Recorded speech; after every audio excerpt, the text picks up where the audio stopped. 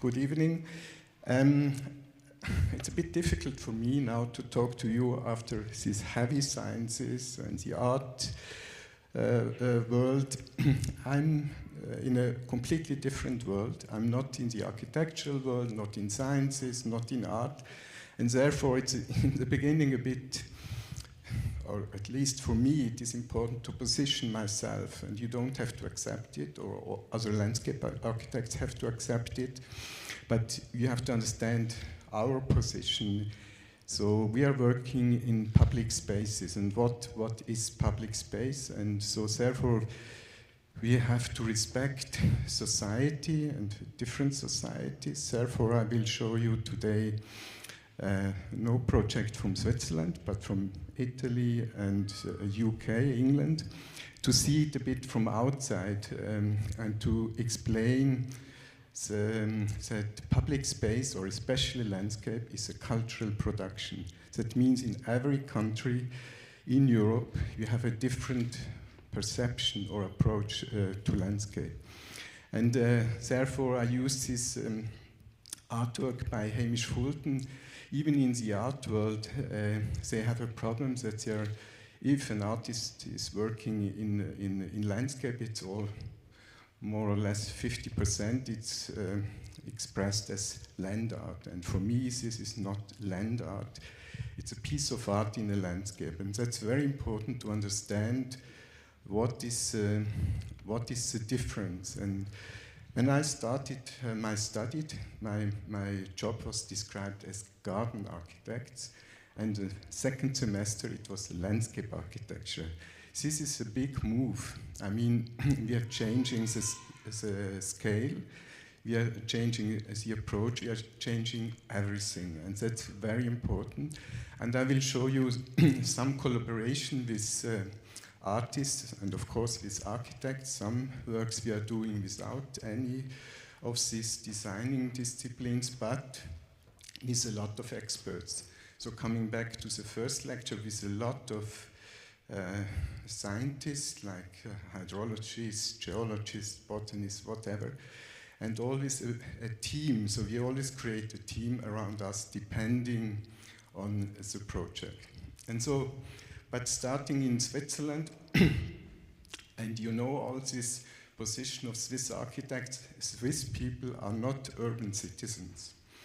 And that's very clear. If you work in Switzerland, nobody wants to be part of a city. They all believe to the landscape. And therefore, I show you here, as you all know, the Nationalratssaal in Bern. And it's it's the only one in Europe not showing a famous general or showing a battle, but showing a landscape. And that's, for the understanding of Swiss culture, very important, sometimes very, very difficult, I have to say. It's much easier for us to work outside Switzerland, where it's much more clear what it is. And this is reality, what you saw in the painting. This is reality, and I show you what Elias Canetti said about Switzerland, Mass and Power. He wrote it in his exile in London, when he had to leave Switzerland during the Second World War. Then he wrote this book about mass and power. And there is a wonderful passage about Switzerland, about identity, other countries as well. So, for instance, Germany, the identity is the forest. The French, it's the revolution. And here you read what the Swiss identity is. I really admire Elias Canetti, but I have a question to you, and we can discuss it later on. As you can imagine, in the profession I'm doing, I'm constantly asked about resilience, sustainability, biodiversity, sponge city, climate change, and so on. We are very close not being able anymore to work, because it's a complete overload of themes. And when we are talking, for instance, it was as a discussion today about climate change, it's very difficult to look into the future. Believe me, when I was a student, everybody was talking about the so-called Waldsterben. And when I was a student, I was on the street as well, protesting against the conditions then, and we were saying in the 2025, so that means next year, we will have 50% less forest in Europe. You know, reality is we have 50% more. That's because of all these coal power plants in Eastern Europe were closed. And therefore, and then a lot of abandonment, especially in the Alps, were no longer agricultural fields. So it's very difficult to predict what is the future. So for instance, at ETH, architects and engineers, scientists, there was a big discussion to make a public communique saying, and you know it, in 50 years from now, the temperatures will be 2 degrees higher, and I was the only one being against it. I mean, the Swiss Meteorological Institute cannot predict what the temperature is in 2 weeks from now. How can we say it is 2 degrees higher, and the next president of the US is saying, yeah, I have an air conditioner in my high-rise building in New York, so I turn it on. And what does it mean, 2 degrees? It's between the Mittelland, but in the Alps it will be 5 degrees, and that's a real impact. But it's very difficult to explain people what does it mean, and what are the consequences. For instance, I don't know whether you have seen it when you think at Canetti, that the mountains are so resistant. This was seen by the people living in the Canton Glarus. The shape of the mountain is completely new. You see it from the other side.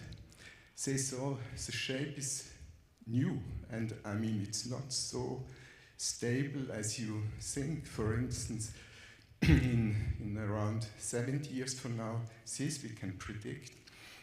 We'll have 2,000 more lakes in Switzerland, 2,000 more lakes. And then I have a question to you. Do you still believe that Canetti is right? The mountains are the Swiss identity and not the lakes? And what the real problem is for me, nobody's working on this topic. For instance, hopefully you're not living in Zermatt. If you don't do anything, Zermatt will disappear in some decades from now, because the glacier is melting and the permafrost soils are melting. So we have to do something. And my problem is nobody besides the scientists, the geologists and so on, are working on it, and the artists. And nobody else. So that's a real problem. We still have enough time, but we are not working on it. And therefore, I would say we will change the identity within the next 50 years. So this I can predict, not the climate change. You see it here, it's Zurich, and you see on the top left, and when was it, 3,000 years ago, it was these people living close to the lake, having small houses, and you see there was not a real city. But what does it mean? In 1939, it's exactly the same position, Zürich, as you know it. They built a Dörfli, a so-called small village, where this Pfahlbauer was 3,000 years ago. And this was, for a short time, the identity of Switzerland. I mean, in 1939, and Lucius Burkhardt wrote a wonderful text about it. It was the last Swiss expo, bringing it to a point. And it was because south was Italy, north was Germany, so this political pressure to really stay together and to find an identity. So we were very close to say, it's no longer the mountains, but the lake.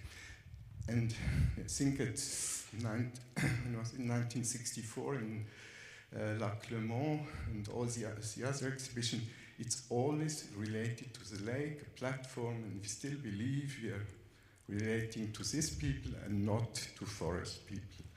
I'm really interested how it will change, and it will be very important for my profession. What is the self-understanding of a society? So as I mentioned, I don't show you project in Switzerland. It's much easier to go outside, in this case to Italy, here to Milan. They have a relationship to the Alps as well, and they are in between, I mean, the River Po, a plain, and then the mountains behind. So we did a lot of analysis, and I can't show you everything, but it's not mapping, it's a kind of cartography we are doing. That means we are working like cartographers, and in the end, we more or less have the design. And that's an interesting approach we are doing, coming from the natural sciences, geographer, cartographers. And so we looked very close and to Milan, and we found Milan is a city of water, and perhaps it's a bit surprising for you. I mean, it's not Venice, but it's the invisible landscape, or the landscape underneath is really dominated by water. Here by Leonardo da Vinci, all these canals, so it was an infrastructure to deliver goods to the city of Milan, mainly from Genoa, and over the years and decades they disappeared. I mean, it's like in Switzerland, streets were built, and it's all underneath. It's a landscape underneath the city. And we found this very interesting, the invisible landscape. And then, so some examples on the right.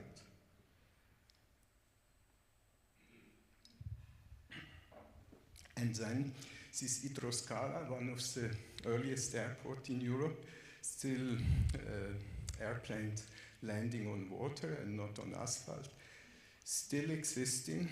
They don't know really what to do it. They should really do it or transform it into a park. Partly it is a park, but this presence you see, and I cannot show everything, was for us very interesting, very new, and the starting point of a project. And the project is, you see it on this rectangular on the left-hand side, and one green one is on the top. So the competition was with OMA, Rencolas, and we were asked to build new parts of the city. And we decided, and this map was next day after we won the competition.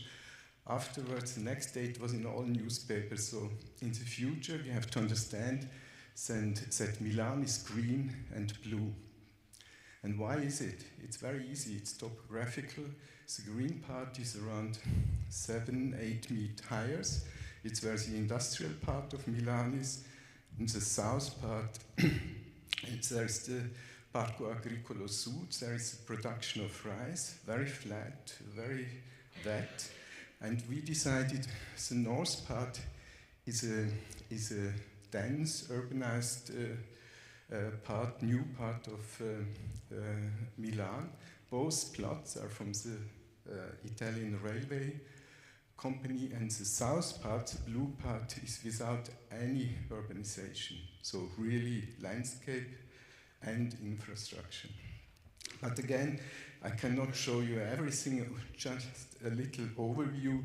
So here you see on the right-hand side is a canal by Leonardo da Vinci, and we propose to understand this huge landscape as an infrastructure landscape. So the left-hand canal is by us, a proposal by us, much bigger than the historical canal.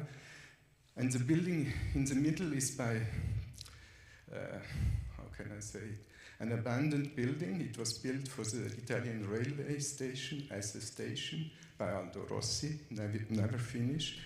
We used it and transformed it into a building for this infrastructure landscape. And again, here as well, how can I explain it? Ecology, for instance, is invisible. You don't see that a very ecological project, the other one part as well. So here we are cleaning the water. The water is coming from Switzerland, Ticino, the name of the river. But after the border, it's crossing the industrial areas and it's extremely polluted. So we propose to have a park element and to clean the water. On the other plot, we are cleaning the earth. So that means you don't see it, you look at it as a park, and in reality it's an infrastructure and it's a cleaning machine for the landscape. And just as a very short explanation, what do I mean with ecology and biodiversity, and all these topics are in this drawing. So that means we worked, besides the architect, we worked with 15 different offices, all specialists in whatever, really specialists, and we only brought all aspects together into a design. So that's nowadays, when you look and you go out and you see a public space or a landscape, it's not what you think that you see. And then next in the UK, in England, where it's very difficult to understand the English public space and landscape. Took me many years. I started in front of the Tate Modern.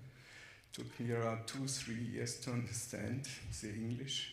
They're completely crazy. I love their understanding. I love English landscape and people. And this is our even more ecological, what the word, ecological, you cannot say it's ecological good or right or wrong. You can just say, I like it or I don't like it.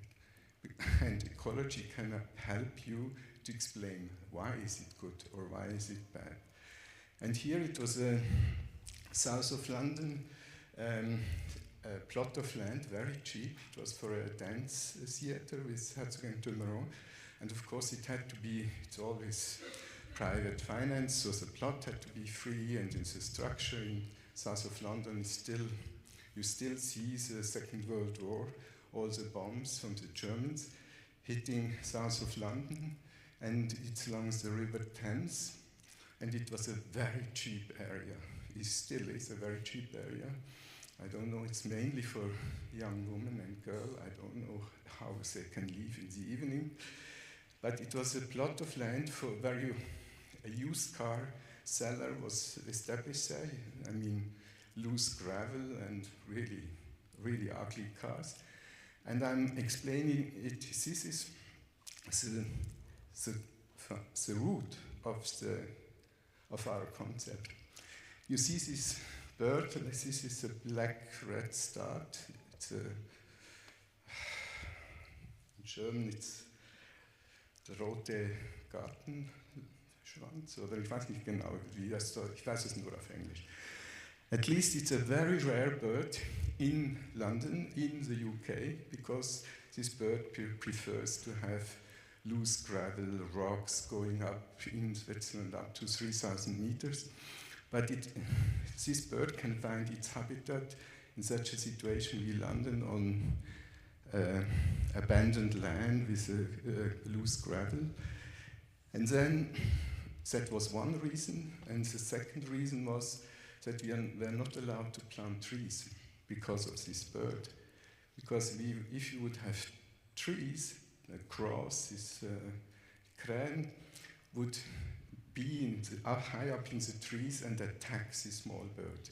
So there were no trees, and we had to build a habitat for this little bird, and we did it on the roof of the theater. And the third point was we were not allowed to take the existing soil away. And of course, the excavation for the theater provided more soil, and in the end we had a lot of soil. But it would have been more expensive than to build the theater, to take this contaminated soil away. So we can clean it. That means, like in Milan, you see it's lawn. If the gardeners take the lawn away, it has to be specially treated at very high temperature, because the grass is taking all the components out of the soil. So you see, it's super ecological, so-called, but you don't see it. And then, of course, finally we have a kind of program, and we propose, okay, it's for the neighborhood, people living in the neighborhood as a neighborhood park, and for this, it's Laban is this theater especially for women and girls. So to have an auditorium, you see it on the right. This you can only do in the UK because it's constantly raining. The lawn is growing fantastic. And when I'm talking, so how it looks like, on the left, on the rooftops, the habitat for this black red star. And you see no trees, but we shaped the soil. So since we could not take it away, and shaped the soil, and this is, by the way, not a rendering or artificial intelligence. I did the photo myself, it's a real photo, but it looks, I mean, English landscapes are a bit like that. They love to touch grass. Believe me, I've never seen a society. I always say they have an erotic relationship to grass. You will not find any bench here. They prefer, like in front of the Tate, it was very difficult when I said, but listen, for the European visitors, we should have benches. Here, no benches. They sit on grass. On the left-hand side, people from the neighborhood. On the right-hand side, when they had a performance, and the hats you see, this auditorium, and then the dancer behind. So a collaboration with artists, that's very interesting for us, the influence and from the artist. Like here, you should know him, Dan Graham. I was a very good friend of him. He asked me, or he was asked by the Met in New York to do this. Every year there's a rooftop commission. And he said, yes, I do something, but I need a New York suburban garden, and I will do it with Günther. So we built his New York or New Jersey suburban garden, where he could position his pavilion in, and you know it here from the Kunsthalle Zürich. He was always interested to deal with the so-called low-level culture and the high-level culture. So this mirroring is more to Baroque, and then all the materials we used are related to New Jersey suburban garden, and then you have the garden here, the Central Park, the skyline, and the real gardens behind the skyline. And of course, I'm not allowed by my contract to say that it's not grass, but you see, I mean, you see it. So we used hatches and these typical materials and elements of a suburban garden. This is normally not my topic, but I found it very interesting because when he first approached me, he said, you know, Günther, I'm so interested. You are constantly working with the local horizon.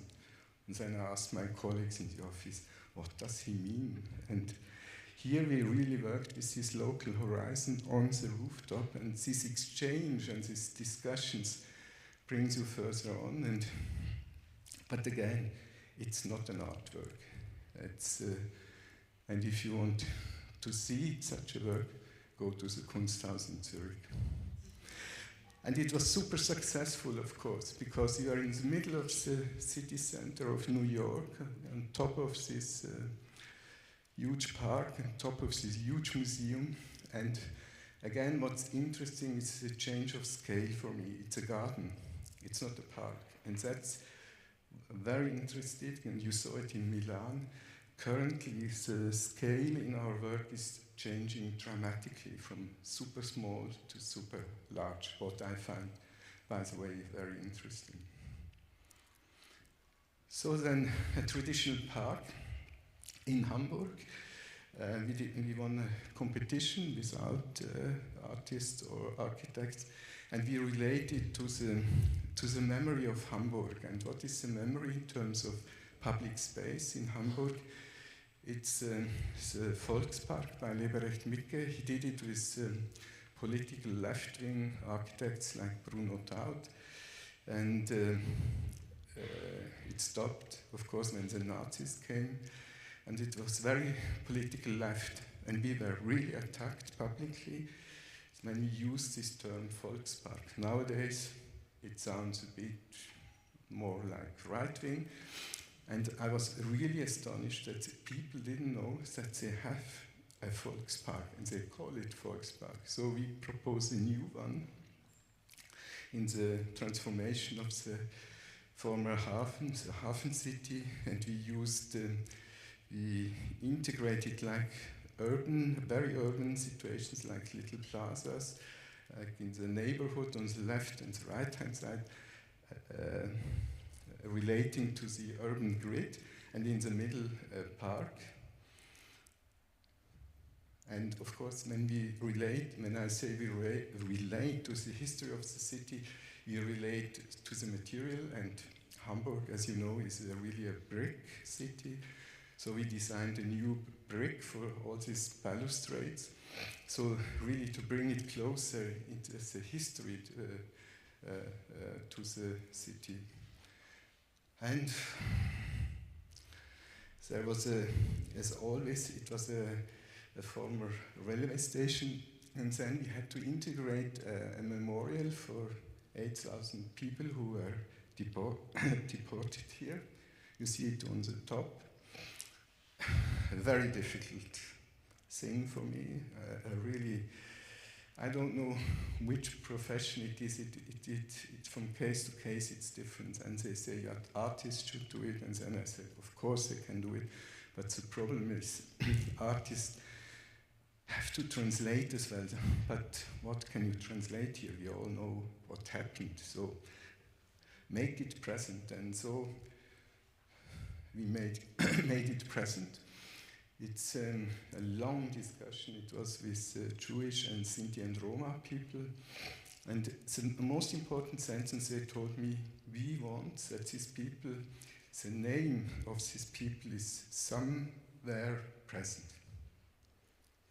And the Sinti and Roma said, yeah, you can do boulders, so rocks like that. And then they said, listen, 8,000 names is a bit larger. And so we did it. The cultural minister of Germany, after the first meeting, said, yeah, Mr. Vogt, it was the best meeting we ever had about this topic, and said, it's because they could hear that I'm Swiss. I said, so easy. We should not be too, and that's it. Perhaps you don't see it a little bit, depending to the sun. They have two shadows, not only the name, but two shadows. So, and it's in a very thick glass, you can hardly destroy it. It's not two layers together, it's burned into the glass, and it can hardly be destroyed. Then it really comes to public space. So the last one, again,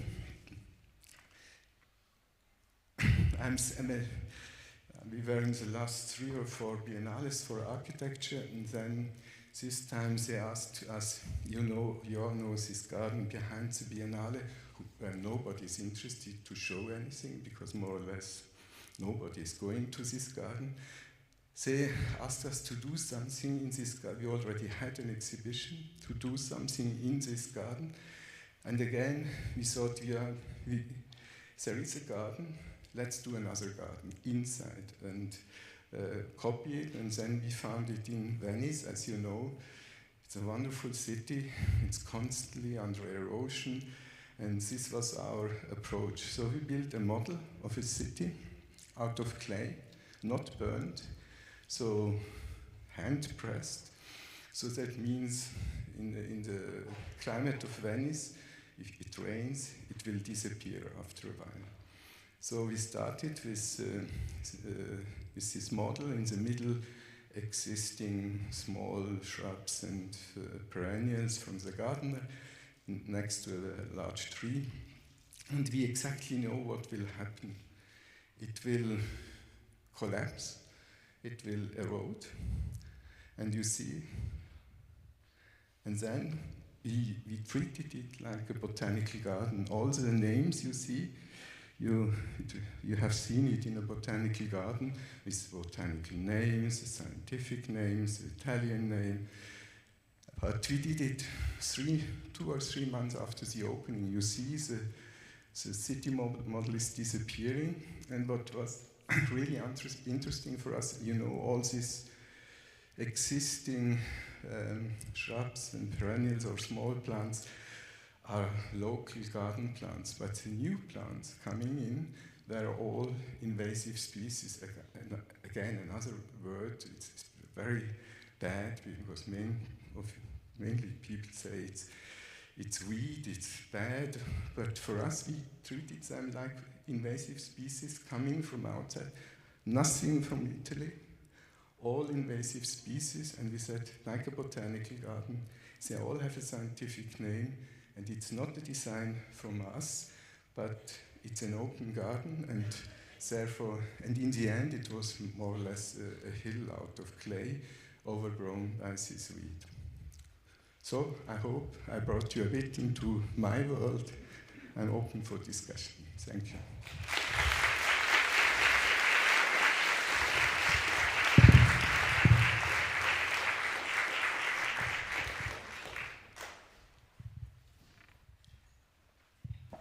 Thank you very much also for switching to English, and it's very interesting, but I would like to give it out to the audience. Do you have questions for Günther Vogt? A question which pops up, you showing us all these different projects you did, different countries with different backgrounds. Yes, how do you do that? You know, you're one person, and you're going really deep into the culture and the history of these people, of these landscapes, and you make something I find wonderful. So how do you do that as a person? You know, to be able to adapt yourself and go so deep in so different projects. I know you're not the first person asking me that, but first of all, I'm not alone. We are quite many people, and we do have different background. Many architects from the ETH, by the way, they are really interested to work with me and in our office, to work with these topics like climate change, biodiversity, and really to understand it, because they have it at the ETH, but in our office they can come very close. So first of all, we are quite some people. Next is we do have more or less nobody from Switzerland. And we are based in London, Paris, and Berlin, and Zurich. But even in Zurich, we don't have so many Swiss people. So they are all coming from Asia, from the UK, France, Germany, wherever. And again, when I mentioned it's a cultural production, then we all constantly have this discussion just to understand each other, because even if you come from Germany, you have a completely different understanding about public space and landscape. In Germany, even between Hamburg, Berlin, or Munich, it's completely different. You know? So sometimes when somebody new is coming here, I'm from Germany, and then ask, from where in Germany?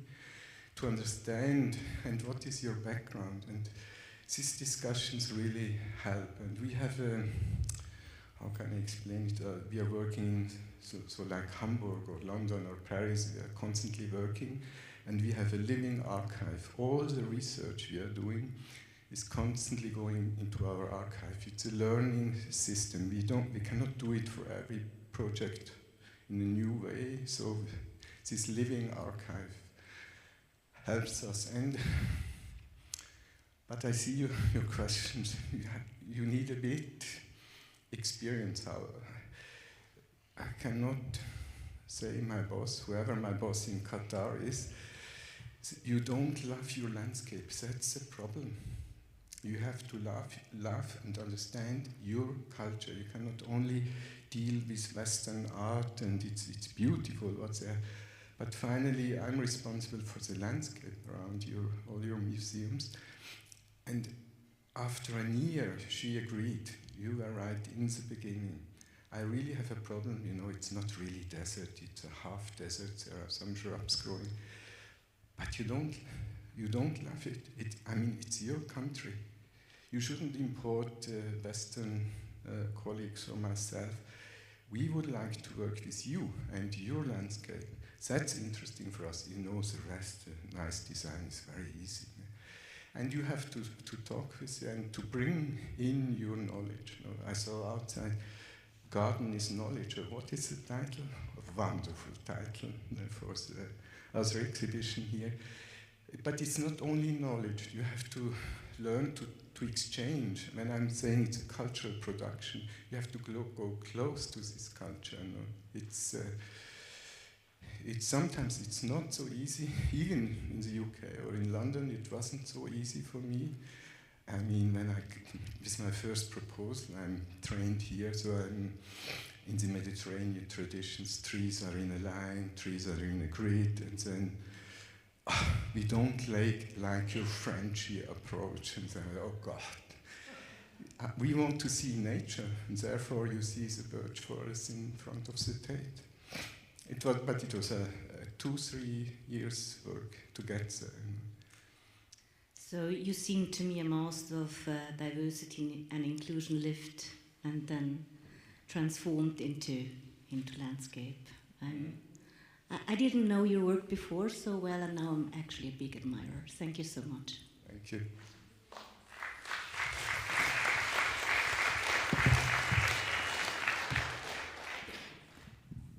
Okay.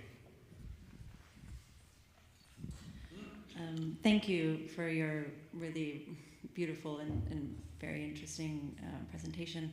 I was taken with the canal project in Milan and really loved this notion of landscape and infrastructure working together, and have seen some interesting examples of it over the years.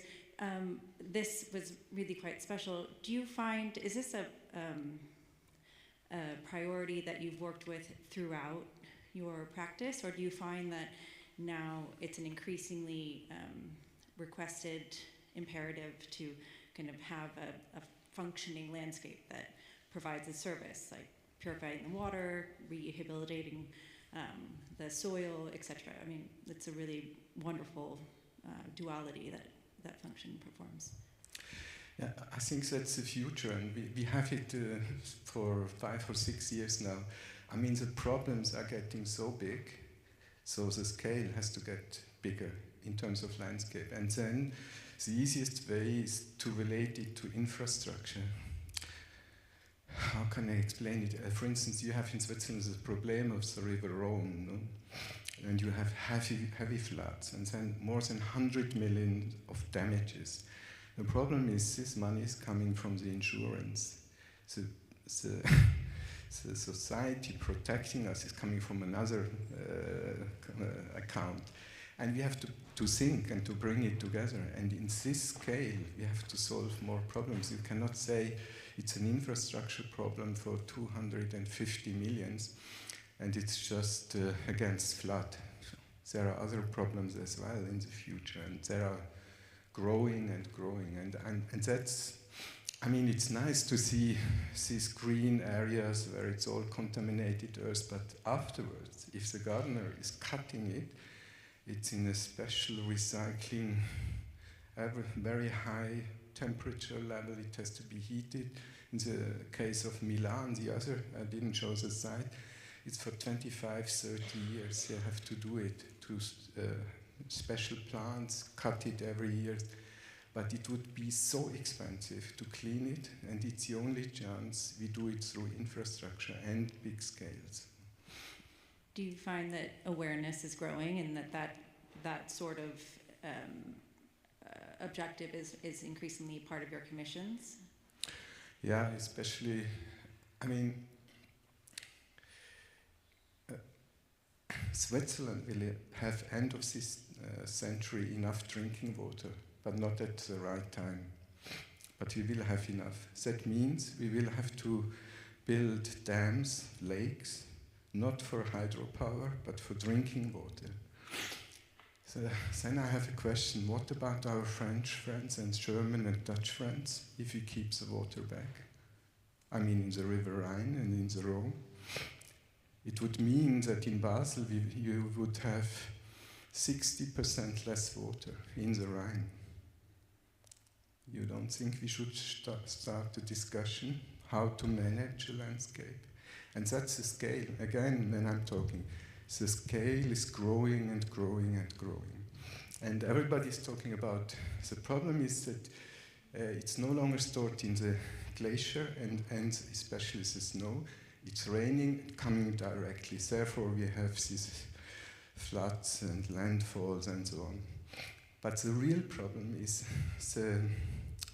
besides the glaciers, there is the soil frozen. It's permafrost. It's a real problem, by the way, that we have so much fire from Siberia, Russia.